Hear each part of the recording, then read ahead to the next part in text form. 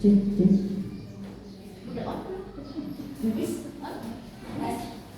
Bismillahirrahmanirrahim. Assalamualaikum warahmatullahi wabarakatuh. Waalaikumsalam warahmatullahi wabarakatuh. Alhamdulillahirabbil alamin wassalatu wassalamu ala asrofil anbiya'i wal mursalin wa ala alihi wa sahbihi ajma'in, amma ba'du. Pada kesempatan ini kami mengucapkan kepada yang terhormat Bapak Kepala Sekolah SD Negeri Kalilangkap 02, Dewan Guru SD Negeri 02, beserta sambutan diseminasi budaya positif oleh Bu Indah Ari Astuti. Pada kesempatan ini, acara diseminasi budaya positif yang akan disampaikan oleh Bu Indah Ari Astuti kita awali dengan membaca basmalah bersama-sama. Bismillahirrahmanirrahim. Izinkan saya sebagai pembawa acara ingin menyampaikan susunan acara sebagai berikut. Acara yang pertama yaitu pembukaan, yang kedua sambutan Kepala Sekolah SD Negeri Kalilangkap 02, acara yang ketiga acara inti pemaparan diseminasi budaya positif oleh Bu Indah Ari Astuti, acara yang keempat penutup kata doa. Marilah kita lanjutkan acara yang pertama yaitu pembukaan, dilanjutkan sambutan. Sambutan yang pertama yang akan disampaikan oleh Kepala Sekolah SD Negeri Kalilangkap 02 yang disampaikan oleh Bapak Suwanto SPD. Kepadanya dipersilakan.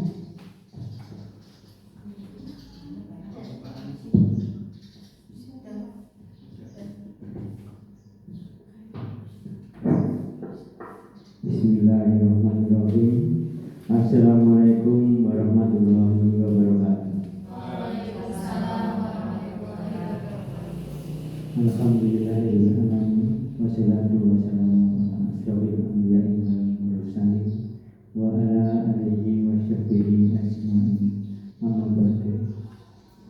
Bapak Ibu guru SD Kalilangkap 2 yang saya hormati, marilah kita sebelumnya panjatkan puji syukur kepada Allah Subhanahu wa taala yang telah memberikan rahmat kepada kita, yang pada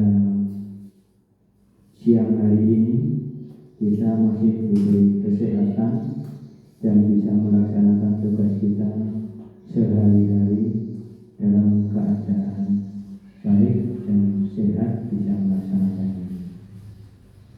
Bapak Ibu yang saya hormati, dalam kesempatan ini acaranya yaitu diseminasi budaya positif oleh Ibu Indah Ari Astuti, yang kebetulan beliau menjadi salah satu CGP angkatan 10 ya Bu, ya Bu, angkatan 10, dan semoga untuk angkatan 11, 12, angkatan 11 sudah ada, untuk yang 2 yang terdaftar ya. Untuk angkatan ke-12 semoga ada lagi, supaya kita bisa mendukung program-program pemerintah atau kebijakan pemerintah dari PMM dan sebagainya, kebijakan pemerintah yang telah dibuat antara dengan kurikulum merdeka, kemudian kebijakan yang lain seperti adanya guru penggerak. Dengan adanya program guru penggerak itu kan nanti diharapkan bisa mendukung terlaksananya kurikulum merdeka. Bapak Ibu yang saya hormati, hormati, sekali lagi saya berharap kepada Bapak Ibu guru yang belum mengikuti program guru penggerak, semoga bisa mengikutinya karena ada beberapa keuntungan yang antara lain adalah apabila Bapak Ibu sudah mempunyai sertifikat guru penggerak, maka ketika mengikuti PPG, kalau tidak salah kebijakannya tinggal mengikuti tes akhirnya seperti itu. Jadi tidak perlu mengikuti dari awal tentang PPG-nya, tapi cukup mengikuti bagian akhirnya saja. Ya, jadi buat Dawiyah ya Bu, 3 bulan sih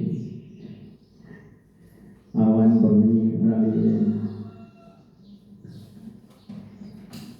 Bapak Ibu yang saya hormati, marilah kegiatan pada siang ini kita laksanakan dengan sebaik-baiknya supaya yang menjadi tujuan dari Ibu Indah Riyastuti dan juga menjadi tujuan kita semua, yaitu tentang kebiasaan positif, dapat kita laksanakan, tidak hanya diterima ketika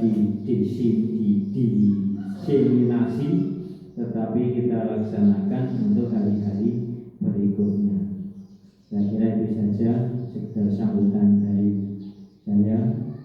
Assalamualaikum warahmatullahi wabarakatuh. Terima kasih kami sampaikan. Semoga apa yang tadi disampaikan oleh Bapak Kepala Sekolah bisa menjadi motivasi kita semua. Amin amin ya rabbal alamin. Dilanjutkan acara selanjutnya yaitu penyampaian diseminasi budaya positif yang akan disampaikan oleh Ibu Indah Riyastuti. Kepadanya dipersilakan.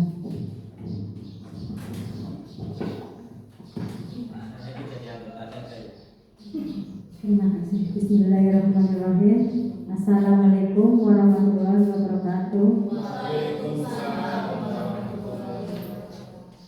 Alhamdulillahirabbil alamin, wassalatu wassalamu ala asrofil anbiya'i wal mursalin wa ala alihi washabihi ajmain, amma ba'du.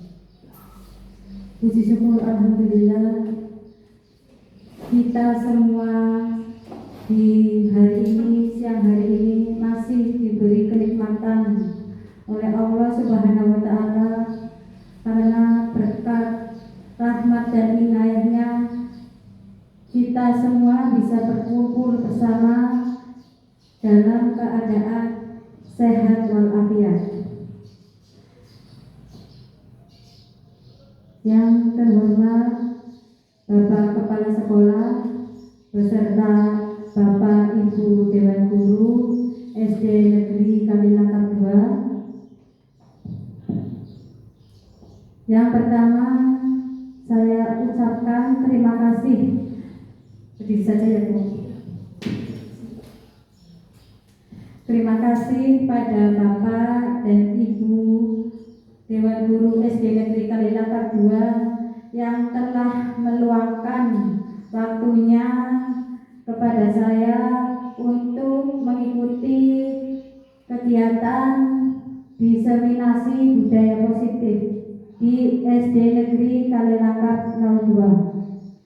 Kegiatan diseminasi budaya positif ini merupakan salah satu tugas saya sebagai calon guru penggerak di modul 1 untuk melaksanakan aksi nyata diseminasi budaya positif. Pada kesempatan ini saya tidak akan menggurui Bapak dan Ibu guru. Saya hanya ingin menyampaikan beberapa hal yang sudah saya pelajari kemarin waktu saya mengikuti pembelajaran baik secara daring maupun secara luring. Ilmu yang mereka berikan kepada saya sedikit banyaknya saya akan menyampaikan pada Dewan Guru semua di sini, yaitu menumbuhkan budaya positif di lingkungan sekolah. Dalam menumbuhkan budaya positif di lingkungan sekolah, sebelumnya saya ingin mengadakan kesepakatan kelas terlebih dahulu di Bapak Ibu, yaitu yang pertama menciptakan suasana yang nyaman, yang kedua menjaga kebersihan kelas, ketiga kegiatan diakhiri dengan tepat waktu. Monggo Bapak Ibu barangkali ingin menambahkan kesepakatan kelas yang lain, nanti bisa Bu Ila tambahkan. Ini kan saya baru masukkan 3 kesepakatan kelas. Monggo barangkali dari Bapak Ibu ada ide atau gimana nanti ini kesepakatan kelasnya, silakan nanti ditambahi. Kalau dirasa cukup ya sudah dilanjutkan, kalau mau ditambahi ya monggo. Barangkali ada yang mau menambahi, silakan. Monggo. Terima kasih Bu Indah.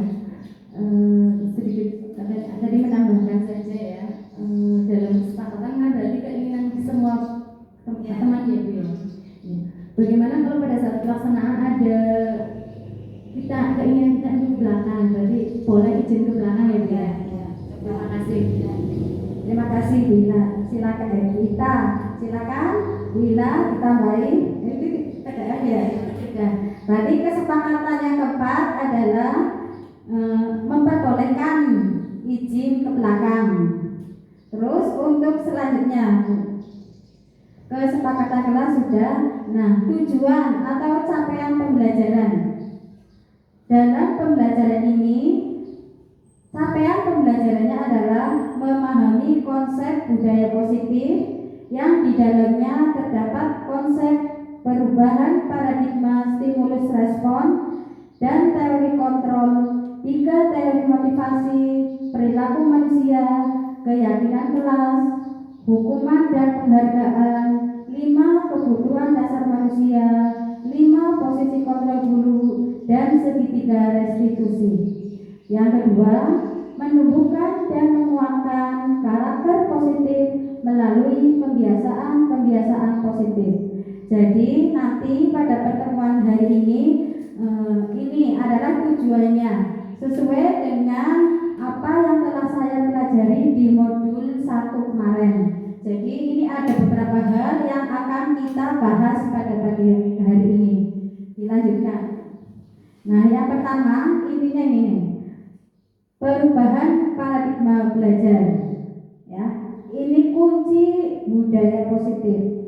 Yang selanjutnya adalah disiplin positif, nilai kebajikan universal, motivasi perilaku manusia, kebutuhan dasar manusia, posisi kontrol guru, serta keyakinan kelas dan segitiga restitusi. Kemarin pada modul 1 ini saya telah mempelajari bersama teman-teman yang isinya tentang kunci budaya positif. Ini adalah meliputi yang tertera di papan tulis. Untuk yang pertama adalah perubahan paradigma belajar. Di sini, yuk lanjutkan Bu. Apa sih paradigma perubahan paradigma belajar? Yang seperti kita ketahui bersama bahwa perubahan paradigma pembelajaran dari paradigma berfokus pada guru menjadi pembelajaran yang berfokus pada murid. Pembelajaran paradigma baru atau kurikulum merdeka belajar yang berorientasi pada penguatan kompetensi dan pengembangan karakter yang sesuai dengan dimensi profil belajar Pancasila. Seperti kita ketahui bersama Bapak Ibu, di dalam memberikan pembelajaran kita kepada anak, itu biasanya kita memberikan pembelajarannya itu fokusnya itu di guru apa di Dan kemudian kadang karena Nah, terus terang saya ini mengajar, terutama di kelas rendah ya, itu kadang-kadang lebih terfokusnya itu gurunya ya. Jadi terkadang kita itu mengabaikan kepentingan muridnya. Guru itu lebih banyak mempelajari, guru itu lebih banyak memberikan pembelajaran yang fokusnya hanya untuk gurunya. Jadi untuk siswa itu kadang-kadang gurunya itu mengabaikan. Ya, padahal ini perubahan paradigma belajar sekarang ini, pembelajaran itu harus berfokusnya pada murid, pada siswa. Sehingga seharusnya kita sebagai pendidik itu kita mulai sekarang harus merubahnya dengan memberikan pembelajarannya itu berfokus pada murid. Jadi sebagai guru, sebagai pendidik, seharusnya kita itu memiliki karakter siswa itu di kelas tentunya kan berbeda-beda. Nah, seharusnya sebagai seorang guru itu kita mengetahui satu persatu karakter siswa tersebut, sehingga kita itu sebagai guru kita bisa mengarahkannya ya. Dari satu kelas banyaknya siswa 20, kita itu di dalam pembelajarannya jangan gurunya saja yang berfokusnya. Misalnya guru masuk, guru menerangkan ceramah, muridnya disuruh mendengarkan, itu sebetulnya sudah tidak ada lagi pembelajaran yang seperti itu. Jadi untuk perubahan paradigma belajar sekarang ini, ya, ayo kita bersama-sama memberikan pembelajaran yang berfokus pada murid, sehingga dalam pembelajaran itu kita melibatkan murid, ya. Walaupun sebagai guru itu kan kadang kita merasa susah ya Bu, maksudnya kalau melibatkan murid itu karena apa? Karena semua siswa itu memiliki karakter ciri-ciri yang berbeda, sehingga kita sebagai guru itu kan sangat susah untuk dalam satu kelas itu memberikan pembelajaran yang berbeda-beda pula. Makanya tugas kita sebagai guru, ayo sekarang kita memberikan pembelajaran yang berpihak pada murid, sehingga murid itu terbiasa dengan memberikan pendapat. Contohnya murid itu kesannya lebih percaya diri karena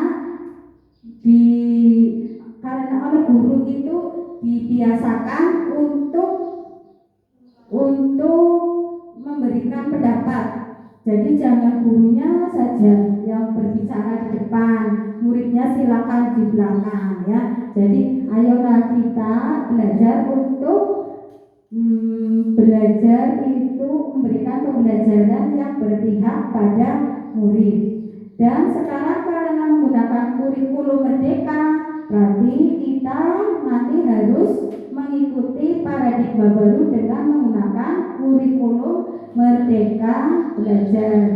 Terus terang kalau saya sendiri belum pernah mengalami memberikan pembelajaran yang kurikulum merdeka. Jadi mulai dari sekarang saya sendiri juga harus belajar tentang kurikulum merdeka belajar. Ya, insya Allah tahun depan ini juga kelas 1 sampai kelas 6 masih sudah menggunakan kurikulum merdeka belajar. Nah, untuk yang berikutnya adalah disiplin. Disiplin di sini merupakan adalah suatu pendekatan untuk menerapkan disiplin dari dalam diri anak tanpa hukuman dan hadiah. Disiplin positif perlu diterapkan baik dalam lingkungan keluarga maupun lingkungan sekolah. Dengan menerapkan disiplin positif, diharapkan tindak kekerasan dapat dihindari. Nah, disiplin di sini kira-kira menurut Bapak Ibu, disiplin itu apa sih artinya? Nah, iya, kadang-kadang disiplin itu ternyata memiliki banyak arti. Tapi kalau di pikiran saya itu disiplin itu juga seperti itu, tepat waktu itu namanya disiplin. Ternyata di sini disiplin ini bukan cuma tepat waktu saja, ya. Jadi disiplin, yang namanya disiplin ini nih, pendekatan untuk menerapkan disiplin dari dalam diri anak tanpa hukuman dan hadiah. Jadi disiplin itu meliputi banyak hal, ya, bukan cuma tepat waktu atau apa. Jadi kita ini harus menerapkan disiplin kepada anak-anak dari kelas 1, kelas 2, sehingga mereka itu terbiasa untuk melaksanakan disiplin. Disiplin di sini itu tidak untuk mendapatkan hadiah, ya, ataupun hukuman. Kadang-kadang kita sebagai guru suka marah, suka jengkel. Akhirnya kadang-kadang ada anak yang tidak mematuhi aturan sekolah, itu kita akhirnya menghukum. Sebetulnya itu tidak boleh. Dengan cara apa? Dengan cara bukan hukuman yang diberikan kepada anak-anak yang telah melanggar aturan, tapi dengan cara melakukan kegiatan. Nanti di bawahnya kita akan belajar bagaimana sih menangani anak-anak yang melanggar hukuman. Jadi bukan harus terus itu karena telat suruh keliling lapangan, karena tidak mengerjakan PR disuruh berdiri di kelas, itu sudah tidak berlaku lagi. Jadi nanti kita akan belajar di bawah untuk bagaimana sih anak-anak yang sering tidak mematuhi aturan di kelas maupun di sekolahnya. Untuk yang berikutnya adalah nilai kebajikan universal. Nilai-nilai kebajikan adalah sifat-sifat positif manusia yang merupakan tujuan mulia yang ingin dicapai setiap individu. Nilai-nilai tersebut nilai-nilai universal dari lintas bahasa, suku bangsa, agama maupun latar belakang. Di sini intinya nilai-nilai universal itu nilai-nilai yang terbangun dari seseorang atas motivasi dari dalam dirinya,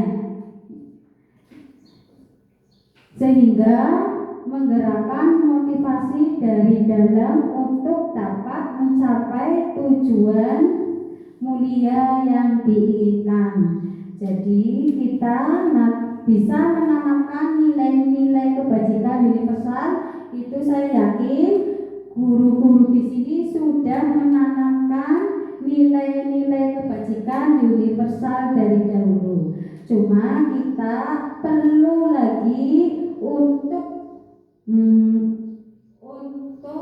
mendalami atau untuk mempelajari lagi agar kita bisa bersama siswa untuk melaksanakan nilai-nilai kebajikan universal tersebut.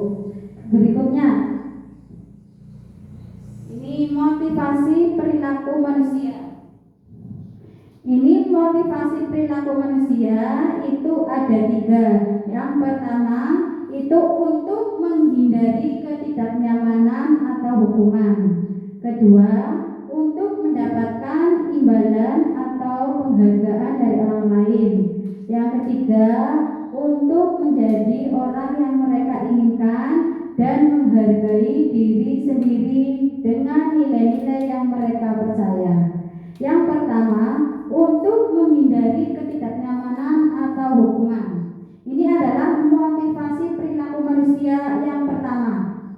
Kira-kira contohnya seperti apa ini? Untuk menghindari ketidaknyamanan atau hukuman. Barangkali di sini ada yang bisa mencontohkan perilaku yang pertama itu seperti apa?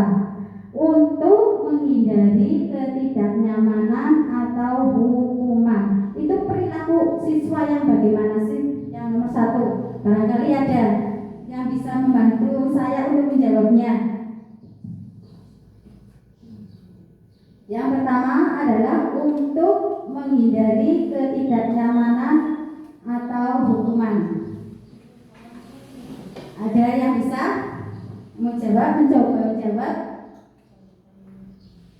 Kalau menurut saya ini untuk menghindari ketidaknyamanan atau hukuman, itu perilaku siswa yang seperti ini contohnya. Saya misalnya di sini siswa itu kan biasanya setiap hari tiket. Nah, karena dia itu memiliki setiap hari harus tiket, dia itu memiliki perilaku motivasi manusia yang pertama untuk menghindari ketidaknyamanan atau hukuman. Jadi siswa tersebut dalam melaksanakan tiketnya itu karena takut, karena tidak nyaman. Lah, nanti saya kalau tidak tiket pasti bu gurunya ngomong. Lah, nanti kalau nggak bersih nanti dimarahi sama bu guru. Nanti kalau tidak bersih nanti disuruh diulangi lagi. Ya, itu menurut saya ya untuk menghindari ketidaknyamanan atau hukuman. Kira-kira itu motivasi siswa yang perilaku yang nomor 1 itu kan ada dari sekian banyaknya siswa itu kan kita memiliki perilaku siswa yang berbeda-beda. Nah, di antaranya itu perilaku siswa ada yang nomor 1. Kira-kira ada apa tidak? Ada. Ya, sekarang berikutnya yang nomor 2 itu untuk mendapatkan imbalan atau penghargaan dari orang lain. Nah, ini bagaimana kalau yang ini? Untuk mendapatkan imbalan atau penghargaan dari orang lain.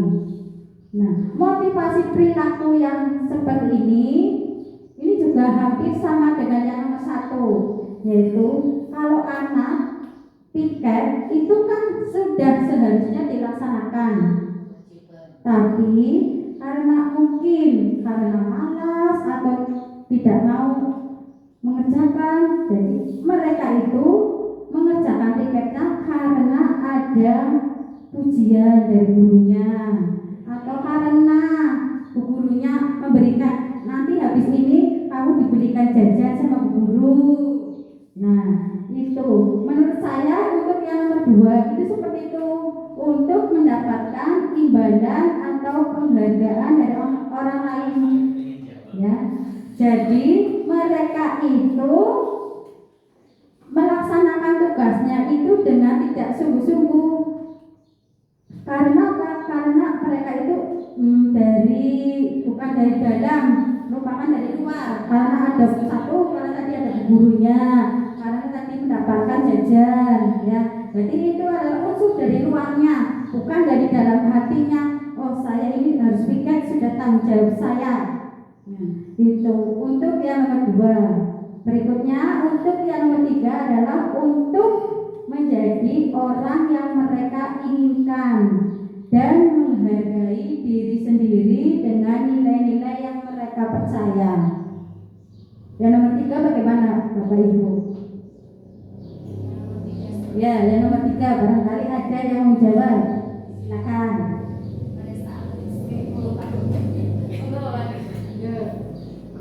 Menjawab Bu. Oh ya, monggo. Ini kan tentang motivasi seseorang untuk melakukan sesuatu perbuatan. Itu kan tidak bisa dilihat. Kadang-kadang satu anak didik kita melakukan, misalnya saja mau melaksanakan piket harian, itu guru belum tentu bisa menebak motivasinya apa. Jadi motivasi itu kan dari dalam diri seseorang untuk mengerjakan sesuatu. Contoh misalnya tadi dicontohkan siswa melaksanakan piket. Si siswa itu bisa saja melaksanakan karena memang ingin agar sekolahnya bersih. Bisa juga siswa itu melaksanakan agar dihargai atau bahasa Jawanya dialem. Kalau pengen dialem kan yang kedua. Kalau anak dengan sendirinya melaksanakan agar sekolah menjadi bersih, itu kemungkinan yang ketiga. Nah, Untuk yang pertama, untuk menghindari ketidaknyamanan atau hukuman, itu barangkali siswa tersebut melaksanakan, yaitu tujuannya itu. Yang penting aku piket supaya orang domain guru nih. Untuk yang pertama, mengerjakan sesuatu agar tidak mendapatkan hukuman dari bu guru. Yang kedua, barangkali berhenti alam dan jalan siapa ya bu? Dia mendapatkan pujian. Kalau yang ketiga, memang apa yang dilakukan itu sudah menjadi kewajiban siswa tersebut karena menjadi orang yang mereka inginkan. Seperti itu. Monggo barangkali yang lain, Pak Said mau ada semua berarti.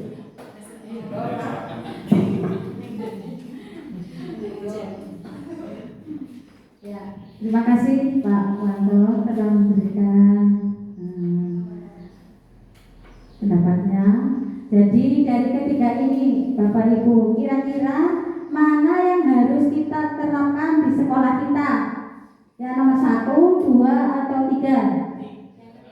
Pastinya, tentunya kita harus menanamkan motivasi perilaku manusia kepada siswa itu yang nomor 3. Karena yang nomor 3 ini adalah dari dalam siswa tersebut, ya, sehingga siswa tersebut merasa, oh ini sudah tanggung jawab saya untuk melaksanakan piket, tidak pengen dipuji, tidak pengen dihargai, atau apalagi untuk diberikan sesuatu. Jadi mari kita tanamkan kepada anak didik kita untuk bermotivasi perilaku yang nomor 3, yaitu untuk menjadi orang yang mereka inginkan dan menghargai diri sendiri dengan nilai-nilai yang mereka percaya. Untuk berikutnya adalah ini, SBK dulu. Barangkali dari ini semuanya, ini kan sudah siang ya Ibu, mungkin Ibu sudah ngantuk. Coba dari semua yang ada di sini, barangkali mau memberikan SBK, silakan. Monggo, siapa yang mau memberikan SBK? Ayo, supaya nanti semangat lagi. Dari ini banyaknya, ayo. Barangkali betul, silakan. Kalau tidak ada, yuk, siapa bintang? Ayo, Mas Said.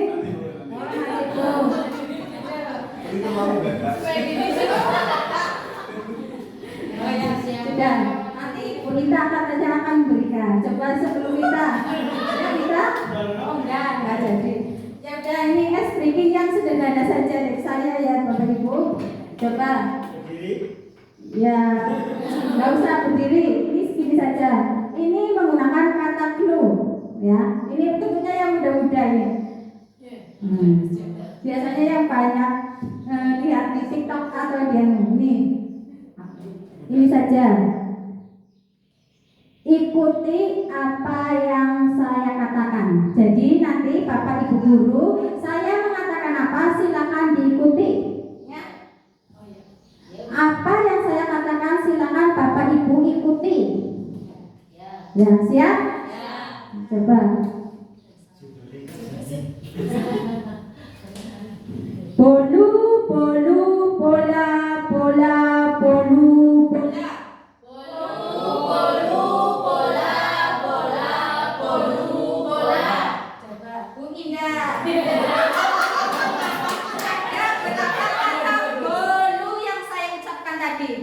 Bolu, bolu, bola, bolu, bola. Ini, Bapak kepala sekolah kurang konsentrasi. Bapak kurang belajar. Ada berapa tadi kata bolu yang saya ucapkan? 3, nggak salah. Nih, Pak Said. 1. 3. Ternyata di sini masih kurang konsentrasi. Bolu, bolu, bola, bola, bolu, bola. Ada berapa bola yang saya katakan? Coba diulangi lagi ya. Ikuti apa yang saya katakan. Saya mengulangi, nggak usah panjang-panjang sekarang. Bolu, bola, bolu. Bu Rizky, berapa saya ucapkan kata bolu? Bu Rita? 2. Ternyata masih belum konsentrasi. Saya katakan bolu. Coba sekarang ulangi. Ya. Ikuti apa yang saya katakan. Bolu, bola, bolu. Ada berapa kata bolu? Ada berapa kata bolu? Ikuti.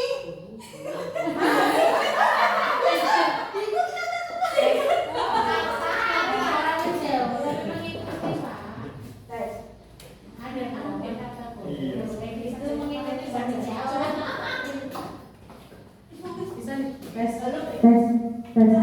Yuk, ulangi lagi ya. Yuk. Ikuti apa yang saya katakan. Bolu, bolu, bolu, bola. Ada berapa kata bola? Berapa kata bola? Bolu, bola.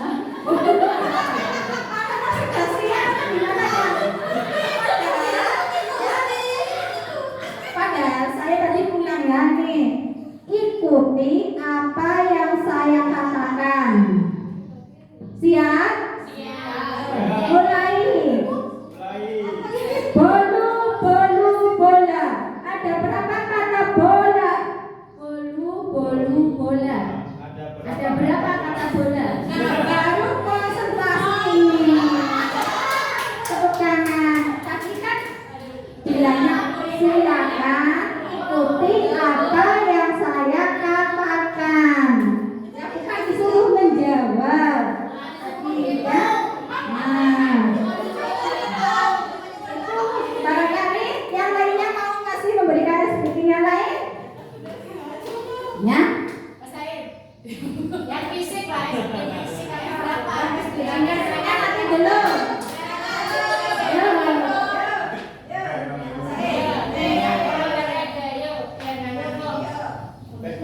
Oke, sekarang berdiri semua. Nanti setelah saya bilang sikap ikung, saya contohkan dulu ya. Sikap ikung, ikung badannya besar, tapi kakinya pendek. Ada juga binatang bebek, lehernya panjang, bunyinya wek wek. Oke. Sikap bingkong. 1, 2, 3. Bingkong badannya besar, tapi kakinya pendek. Ada juga binatang bebek, lehernya panjang, bunyinya wek wek. Barangkali nanti ada lagi speakingnya. Yuk, sekarang kita lanjutkan. Untuk berikutnya adalah posisi kontrol guru. 5 posisi kontrol guru.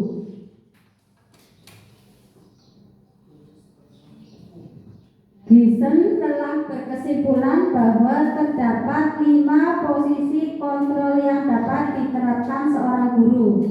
Kelima posisi kontrol tersebut adalah guru sebagai 1. Penghukum, 2. Pembuat rasa bersalah, 3. Teman, 4. Pemantau, dan 5 sebagai manajer.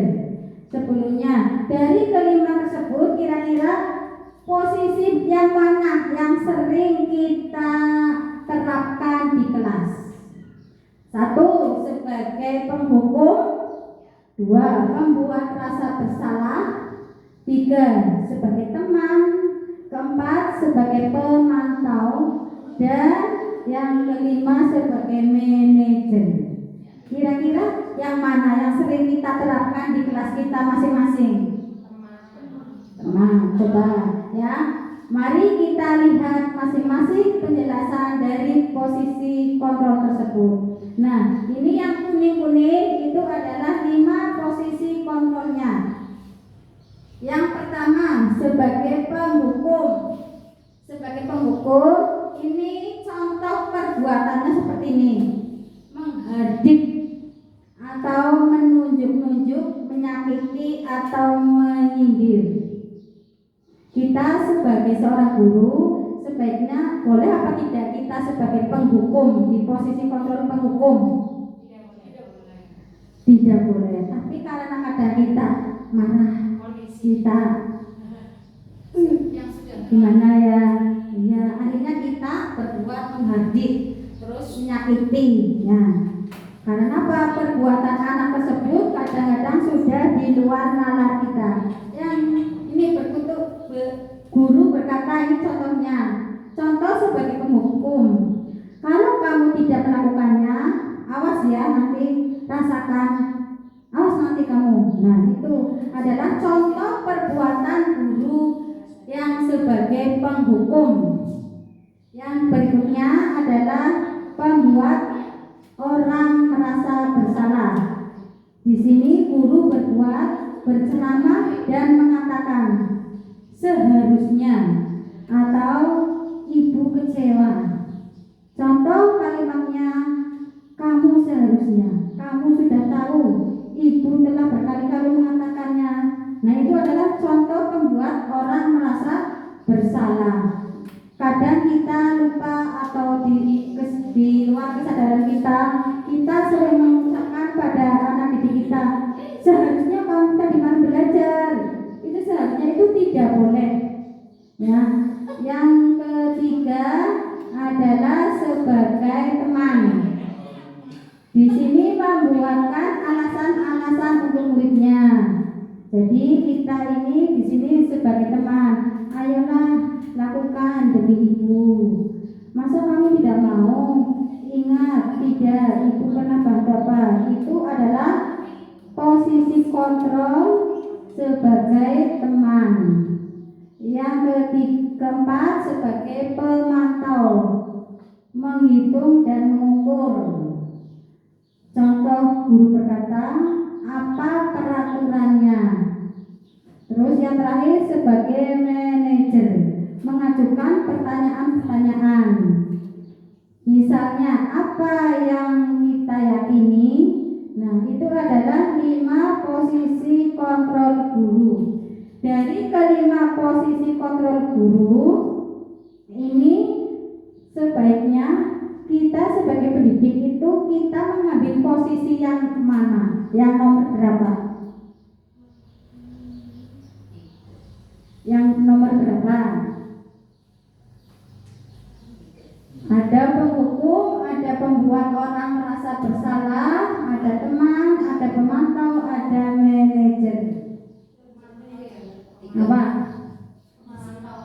Sebaiknya ya kita sebagai seorang pendidik itu kita bisa melakukan 5 posisi kontrol guru. Itu adalah yang nomor 5, yaitu sebagai manajer.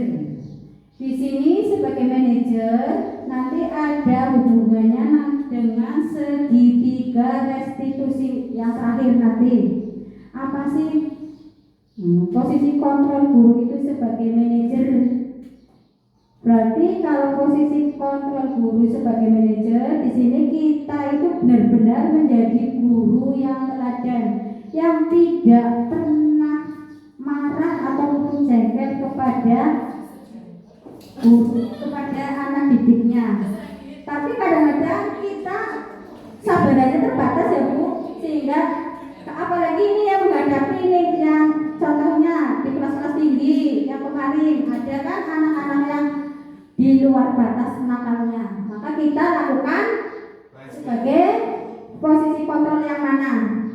Karena anaknya rewel, nakal, diomongi angin, biasa guru melakukan melakukan posisi kontrol yang penghukum, padahal itu tidak boleh dilaksanakan.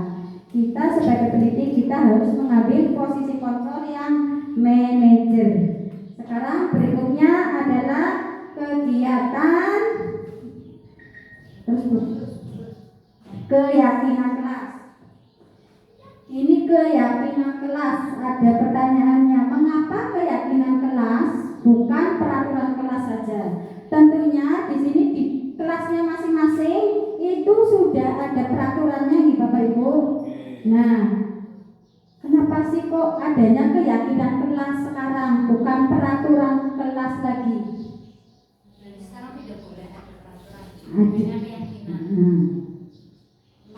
Kenapa keyakinan kelas bukan peraturan kelas saja? Dan ini contohnya di kelas 3 ini kan ada tata tertib. Itu kan ada sama dengan peraturan kelas. Nah, pertanyaannya mengapa keyakinan kelas bukan peraturan kelas saja? Sekarang lebih banyaknya kesepakatan kelas, keyakinan kelas, bukan aturan kelas. Itu sekarang dikurangi yang seperti itu. Intinya di bawahnya Bu, kalau keyakinan kelas, nih jawabannya. Keyakinan itu akan lebih memotivasi seseorang dalam atau memotivasi secara intrinsik. Seseorang akan lebih tergerak dan bersemangat untuk menjalankan keyakinannya daripada hanya sekedar mengikuti serangkaian peraturan yang mengatur mereka harus berlaku begini atau begitu yang membuat ketidaknyamanan dan keterpaksaan. Sekarang saya tanya dulu Bapak Ibu, sudah pernah membuat keyakinan kelas belum di dalam kelasnya? Ada yang sudah buat atau belum keyakinan kelas? Kalau keyakinan belum, tapi kalau kesepakatan sudah. Terus terang Bu, kalau untuk keyakinan kelas, kesepakatan kelas saya juga tahunya karena saya mengikuti program guru penggerak. Oh ternyata sekarang harus seperti ini ya. Mungkin kalau saya tidak mengikuti juga saya tidak tahu itu apa sih yang namanya keyakinan kelas, kesepakatan kelas. Yang saya tahu adalah aturan atau tata tertib kelas yang biasanya ditempel. Mengapa kita harus pakainya keyakinan kelas? Karena keyakinan kelas itu dibuatnya itu bersama dengan siswa dan guru. Kalau peraturan itu biasanya dibuat oleh siapa? Guru. Jadi guru membuat peraturan sendiri tanpa sepengetahuan dari siswa. Silakan ini ada aturan kelas dibaca gitu. Itu namanya tata tertib atau aturan. Nah sekarang mengapa harus keyakinan kelas? Karena keyakinan kelas itu dibuat dengan kesepakatan. Siswanya juga dilibatkan. Jadi guru bersama peserta didik berdiskusi. Ayo kesepakatan kelas atau keyakinan kelas kita. Kelas 3 contohnya. Apa sih keyakinan kelasnya? Sebelumnya kita diberikan contoh-contohnya dulu. Nah, kalau mereka itu merasa membuat keyakinan kelasnya sendiri, itu mereka merasa, oh, nah, yang buat saya sendiri, masa saya tidak mematuhinya. Contohnya, kalau kelas 3 itu kan sudah membuat keyakinan kelas, ya. Kadang-kadang ada siswa, Bu Guru itu kan keyakinan kelasnya tidak boleh membuli. Kenapa sih aku membuli? Kadang-kadang akhirnya anak ngomong sendiri seperti itu ke Bu Guru. Terus misalnya ada anak yang buang sampahnya, Bu Guru itu si A tidak keyakinan kelasnya dilanggar. Nah, jadi kalau kita bersama-sama dengan siswa untuk menetapkan keyakinan kelas, siswa juga teringat Bu, apa sih keyakinan kelas kita? Berbeda dengan peraturan. Kalau peraturan biasanya itu dibaca atau tidak? Kadang-kadang, terutama di kelas rendah, ya, itu kalau ada peraturan di kelas itu kadang-kadang nggak terbaca. Kalau keyakinan ini walaupun tidak terbaca, tidak membacanya, tapi kan dia itu pernah membuatnya bareng-bareng bersama gurunya, sehingga apa yang telah diucapkan itu pada kadang-kadang dia ingat. Nah, di sini ada contoh keyakinan kelas yang ditetapkan di kelas 3. Ini contohnya. Kalau saya ini contoh-contohnya saya berikan anak-anak itu kertas yang kecil-kecil. Silakan anak-anak disuruh menuliskan keyakinan kelas apa sih yang kalian inginkan. Jadi nanti anak-anak itu bisa menuliskannya. Setelah menuliskan, saya tempelkan ke papan tulis. Nanti saya baca satu persatu. Dan untuk hasilnya, ini keyakinan kelas di kelas 3 itu ada beberapa. Di antaranya adalah 1, saat ulangan tidak boleh mencontek. Nah, jadi mungkin karena siswa ini sering contek-contekan, makanya ada anak yang merasa tidak ingin ulangannya dicontek. Akhirnya dia, Bu Guru, kalau ulangan si A itu ada saja, boleh nggak Bu Guru kalau keyakinannya itu tidak boleh mencontek? Silakan, boleh. Tulis Bu Guru saat ulangan tidak boleh mencontek. Karena anak itu kadang-kadang masih seadanya, Bu Guru yang tinggal menambahi kalimatnya saja.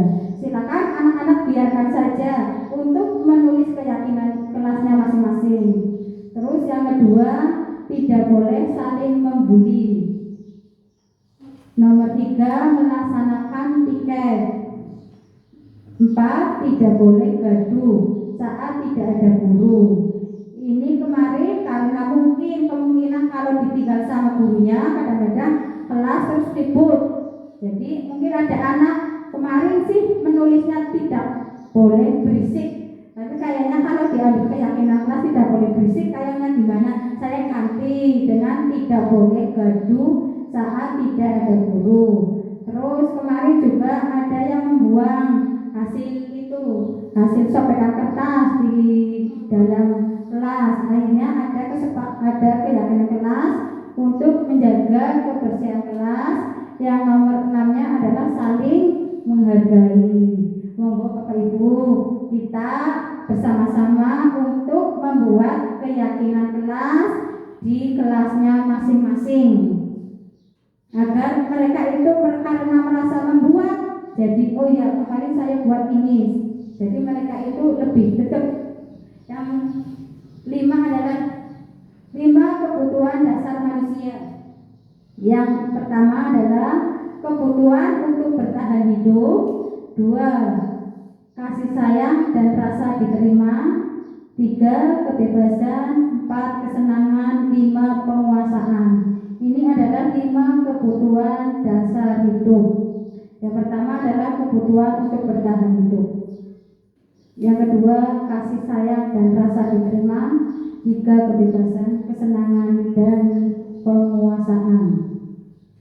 Terus lanjut ke selanjutnya adalah ini yang terakhir adalah segitiga restitusi. Sebelum saya mengikuti pendidikan guru penggerak, saya tidak tahu apa sih segitiga restitusi. Ternyata segitiga restitusi ini memberikan kesempatan kepada murid untuk disiplin positif, memulihkan diri dari kesalahan sehingga memiliki tujuan yang jelas. Penekanannya pada cara mereka menghargai nilai-nilai kebaikan yang diyakini, bukan berperilaku untuk menyenangkan orang lain. Restitusi membantu murid untuk jujur pada dirinya sendiri dan mengevaluasi dampak dari kesalahan yang dilakukan. Restitusi memberikan penawaran bukan paksaan. Sangat penting bagi guru menciptakan kondisi yang membuat murid bersedia menyelesaikan masalahnya dan berbuat lebih baik lagi. Dalam segitiga restitusi ini ada 3 tindakan. Tindakan di mana tadi guru itu jika mendapatkan anak didiknya itu bermasalah atau misalnya sering melanggar aturan-aturan di kelas atau aturan-aturan di sekolahnya, bagaimana cara menanganinya? Cara menanganinya dengan menerapkan segitiga restitusi. segitiga restitusi namanya juga segitiga, berarti nanti ada 3. Segitiga restitusi yang pertama adalah menstabilkan identitas. Pada bagian dasar segitiga merupakan langkah pertama restitusi, yaitu menstabilkan identitas. Bagian ini bertujuan merubah orang yang merasa gagal karena berbuat salah menjadi orang yang sukses. Kita harus mampu meyakinkan mereka, misalnya dengan berkata, "Saya pernah melakukan hal yang sama sepertimu." Ketika seseorang dalam kondisi emosional, maka otak tidak mampu berpikir rasional. Kondisi ini sangat tepat kita gunakan untuk menstabilkan identitas. Kita membantu menanyakan mereka dan mencari solusi untuk permasalahannya. Kadang-kadang anak didik kita, contohnya, ya, kalau diberi PR, yang sering dilakukan di sini ya, anak-anak itu kadang-kadang kalau diberi PR, bagaimana? Apakah semua 100% dari siswa tersebut mengerjakan atau mengumpulkannya? Iya apa tidak? Nah, kalau mereka ada beberapa siswa yang tidak mengerjakan PR, tidak mengumpulkan, itu kita tanganinya dengan segitiga restitusi, ya. Jadi yang pertama itu kita beresin, tidak, ya. Caranya bagaimana? Tadi dengan cara menstabilkan identitas. Kadang-kadang kita kan lupa. Kalau anak-anak tidak mengerjakan PR, langsung, "Kenapa kamu tidak mengerjakan PR?" Sambil marah-marah. Nah, baiknya kita yang satu dulu dengan cara pelan-pelan, dengan menstabilkan identitas. Contohnya tadi kalau tidak mengerjakan, kita tanya baik-baik, "Semalam kamu mengapa? Apa yang dilakukan?" Misalnya. Terus nanti baru tanyakan, "Mengapa kamu hari ini tidak mengumpulkan tugasnya?" Nah itu nanti kalau ada pertanyaan seperti itu kan anak-anak nanti kan menjawab apa alasannya itu dia tidak mengumpulkan tugasnya. Itu pada yang kedua, yaitu memvalidasi tindakan. Nah, pada langkah kedua ini kita terlebih dahulu memahami kebutuhan dasar yang mendasari tindakan murid kita. Menurut teori kontrol, semua tindakan pasti memiliki tujuan entah baik ataupun buruk. Ketika kita menolak murid yang berbuat salah, maka mereka akan tetap dalam masalah. Yang lebih diperlukan adalah kita memahami alasan mereka berbuat kesalahan sehingga mereka merasa memahaminya. Jadi yang kedua itu memvalidasi tindakan. Setelah kita itu menanyakan alasan-alasan mengapa dia itu tidak mau mengerjakan PR-nya, kita lanjutkan dengan memberikan pertanyaan. Misalnya, "Tadi kamu katanya tidak mengerjakan PR, katanya semalam tidak belajar. Nah, sekarang menurut kamu, kalau kamu tidak belajar itu bagaimana?" Nah, nanti kan siswa itu kan bisa menjawab. Sebetulnya ini segitiga restitusi itu saya yakin semua guru di sini juga sudah melaksanakannya. Saya yakin setiap ada permasalahan itu saya yakin guru-guru itu menggunakan segitiga restitusi. Cuma di sini kadang-kadang tidak secara detail atau secara berurutan, ya. Kalau di sini ternyata ada urutannya. Yang tadi pertama adalah menstabilkan identitas, yang kedua menanyakan keyakinannya. Saya yakin di sini kalau setiap ada peserta didik yang bermasalah, Bapak dan Ibu guru di sini pasti dengan menggunakan segitiga restitusi. Nah, setelah menanyakan keyakinannya, baru yang ketiga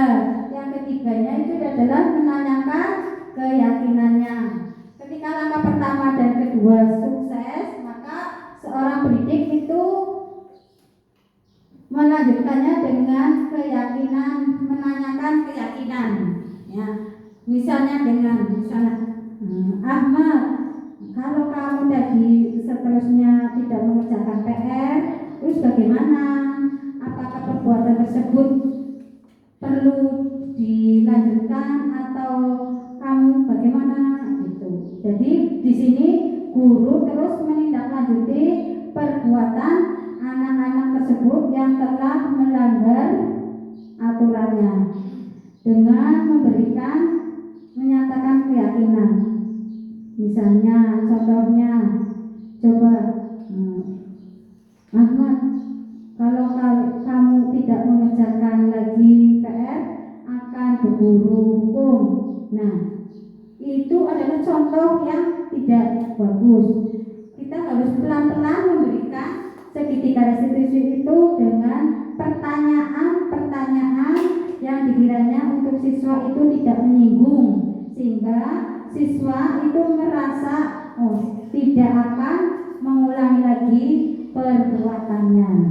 Terus di bawahnya ada lagi apa tidak boleh? Tidak ada. Terima kasih. Berarti untuk kegiatan diseminasi budaya positif ini sudah selesai. Mudah-mudahan apa yang saya sampaikan hari ini ada manfaatnya untuk kita semua dan kita bisa melaksanakan kegiatan tersebut di kelas kita untuk kemajuan kelas kita, kemajuan sekolah kita. Terutama ini karena budaya positif, berarti untuk meningkatkan kedisiplinan siswa-siswa kita agar mereka itu memiliki karakter yang kuat. Karakter yang kuat yang ada di profil belajar Pancasila. Kita terus tanamkan disiplin positif pada anak didik kita agar mereka itu bisa menjadi anak yang berguna, bisa menjadi anak yang bisa memberikan manfaat untuk banyak orang. Kiranya itu saja yang bisa saya sampaikan dari awal sampai akhirnya. Jika banyak kata yang salah, banyak kata yang kurang, saya mohon maaf. Wabillahi taufiq wal hidayah. Wassalamualaikum warahmatullahi wabarakatuh.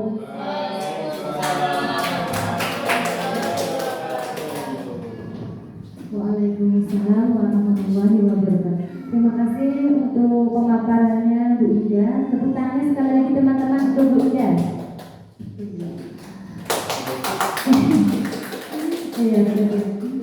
Alhamdulillah dari pemaparan tentang diseminasi budaya positif yang sudah disampaikan oleh Ibu Indah Aris Astuti, insya Allah semuanya bisa dipahami ya Ibu ya.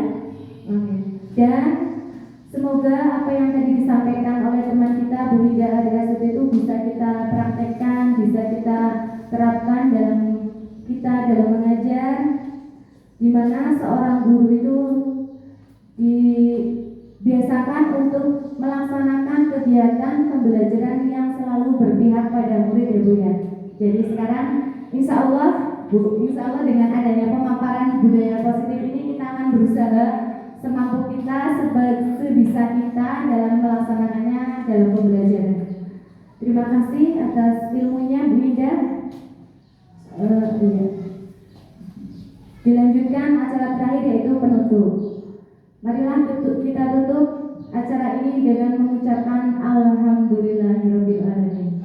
Alhamdulillahirabbil alamin.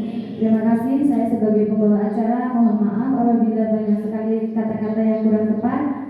Billahi taufiq wal hidayah. Wassalamualaikum warahmatullahi wabarakatuh.